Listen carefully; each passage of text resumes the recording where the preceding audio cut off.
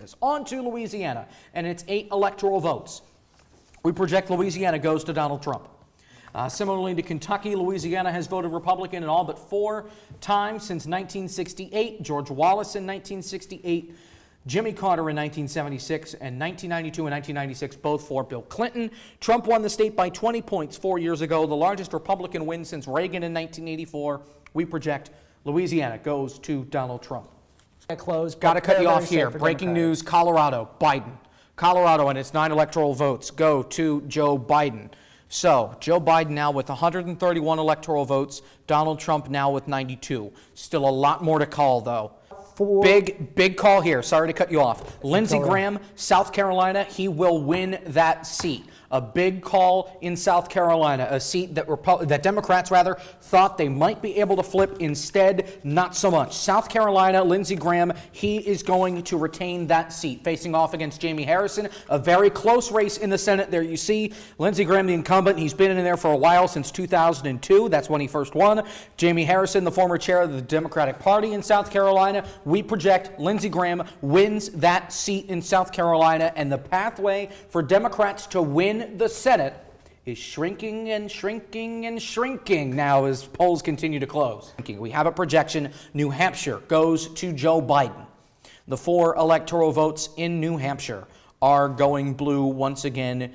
Joe Biden wins the state of New Hampshire. California, 55 electoral votes, the biggest electoral prize in the state. No surprise. Joe Biden gets those 55 electoral votes. California's voted for a Democrat in every election since 1992. Clinton won the state by 30 points, the largest Democrat win in the last 5 elections. Joe Biden wins California. Idaho, 4 electoral votes. Trump won the state by 32 points 4 years ago. We project Idaho to Donald Trump. Since 1952, the state has voted Republican in every election except one, 1964, Lyndon B. Johnson. In Oregon, 7 electoral votes. Hillary Clinton won the state by 11 points in 2016, the smallest margin since 2004, with just 4 points.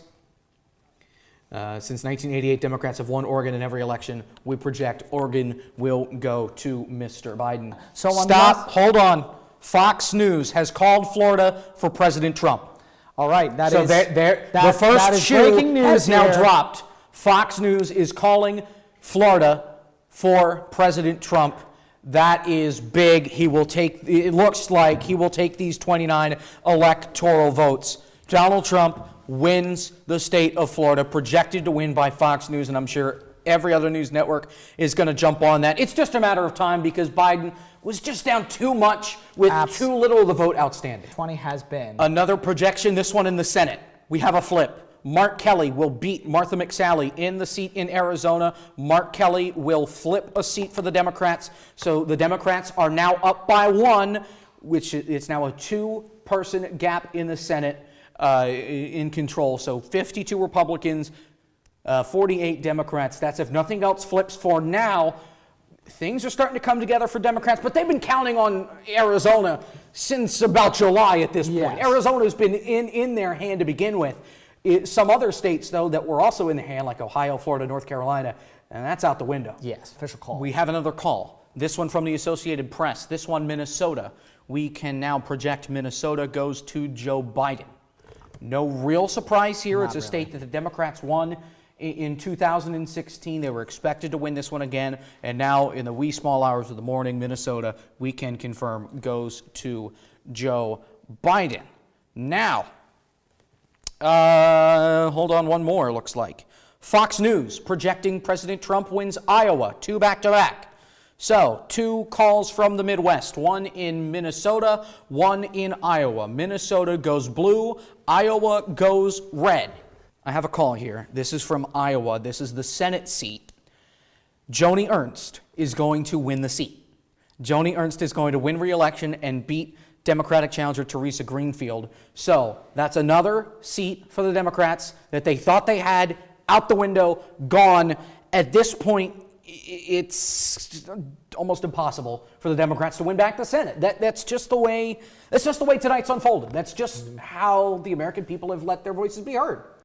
Good evening, I'm Jacob Hitz, and yes, I've showered, slept, and changed since you last saw me over at the desk about 48 hours ago. You've got a different tie on tonight. Here we are, Election Day Part 3 coming to a close, and while we still don't have a president-elect, we're getting closer to finding out who wins. Here's the map right now as it stands. The red states for Donald Trump, the blue states for Joe Biden, and the 5 yellow states too close to call. As of now, per the Associated Press, Joe Biden has 264 electoral votes, just 6 away from that magical 270 number. Let's try and chart out the pathways for these candidates. Here's the current map. Joe Biden winning Arizona per the Associated Press and per Fox News for now. Now, if Nevada were to go for Joe Biden and Donald Trump wins everything else, Joe Biden wins the election 270 to 268. If Biden wins Pennsylvania and nothing else, here we go, 284 for Joe Biden, 254 for Donald Trump. If Biden wins the states where he's ahead, he wins Nevada, he wins Pennsylvania, he wins Georgia, Biden would win 306 to 232 over Donald Trump. If Trump runs the table and wins everything that's yellow, Donald Trump wins the election 274 to 264. Not out of reach for any candidate at this point, but the pathway for Trump to get to the White House is much smaller than Biden's. It pretty much goes through here unless Arizona flips and either goes red or goes back into the too close to call column.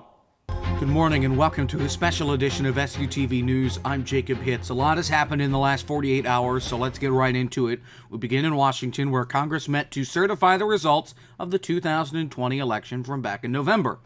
SUTV's Bailey Casada has more. Good afternoon, I'm Jacob Hitz, and we have an update here for you on the storm that is slamming most of the state. Clearly, it's snowing, well, pretty hard right now. I've got a little bit of an awning protecting me a little bit as the second round of the storm crawling up the coastline. Looking at the radar, you can see much of the Susquehanna Valley is seeing some heavy snowfall on top of the 4 to 6 inches that much of the valley saw from the snow last night and yesterday.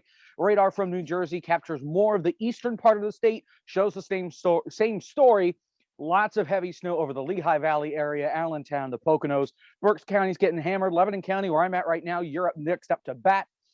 We could be seeing anywhere from 10 to maybe 18 inches of snow in addition to what we saw yesterday once this thing's said and done. National Weather Service put out a map on what to expect just in addition from today. 8 to 12 inches, an additional 8 to 12 inches of snow for Lebanon County, Schuylkill County, and eastern Lancaster County. That number goes down as we move to the west. Harrisburg getting another half foot or so. Shippensburg seeing an additional 3 to 6 inches. Road conditions, there is a road somewhere back there. They're really, really bad right now. Restrictions are in place from PennDOT on all the major roadways. The majority of the state still sitting in that winter storm warning, which expires at 5 a.m. tomorrow.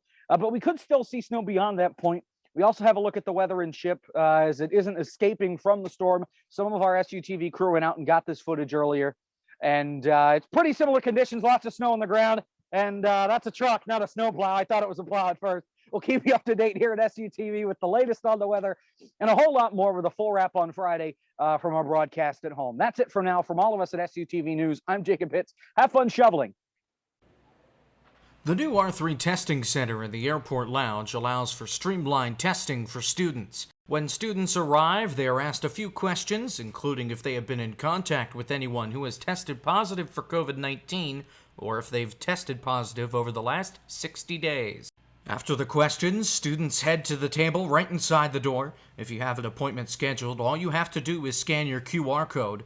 Then you're handed a vial and are assigned to a spot on the floor.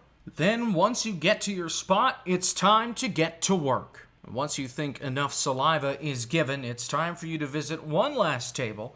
The people working there will let you know if you've given enough or will ask you to provide more for the test. Then it's time to wipe down the vial with a wipe, place the vial in a bag, use some hand sanitizer, and you're all set. The new testing protocol allows students to be more involved on campus.